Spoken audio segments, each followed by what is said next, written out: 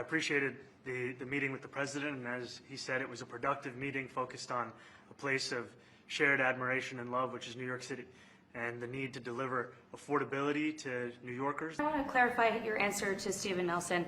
He asked about your comment calling the president a fascist, and your answer was, both President Trump and I have been clear about our positions and our views. Are you affirming that you think President Trump is a fascist? I've spoken about... That's okay. You can just say yes. Okay. Okay. Yeah. It's easier. It's easier than explaining it. I don't mind. Why did you fly here? Aren't trains greener? I'll use every form of transit, and I want to make sure that they're all affordable in New York City, and that's why making buses fast and free is a centerpiece of our campaign. Did you? There is a bus that Well, goes. but I know, but it'd be fluid. That's a lot quicker too. You know, I mean, he's working very hard. For him to be, that's a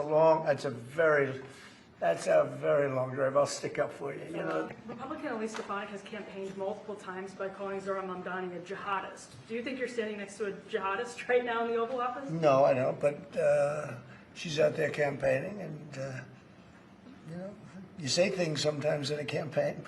Isn't that sort of She's a very capable person. Isn't But that a kind of label? you'd really have to ask her about that. But I don't particularly. I think I met with a man who's a very rational person. We talked a number of times about it on the campaign, was shifting the tax burden for property taxes from what he called minority communities to white-based communities and putting more taxes on white people. I also noticed that in your acceptance speech you didn't mention anything about America or Christians or white people in general, and so I didn't know if that was one of the policies that you guys had spoken about. We focused on affordability. We focused on the cost of living crisis. What I will say is that I am very much interested in property tax reform, because what we see right now in New York City is a system that is so inequitable that it can't even stand up in court. You used to call New York City home. Would you feel comfortable living in New York City under a Mamdani administration? Yeah, I would. I really would. Especially after the meeting. Absolutely. What makes you comfortable?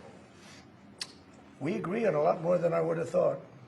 Ultimately, it's for the good of New York. I don't care about affiliations or parties or anything else. By the way, being the mayor of New York City is a big deal. Absolutely. I always said, you know, one of the things I would have loved to be someday is the mayor of New York City. Being the mayor of New York, and especially now, because I think you're at really a turning point, one way or the other. It could go great, or it can go in a different direction. And I think you really have a chance to make it great. I appreciate it. Mr. President, you say you love New York City.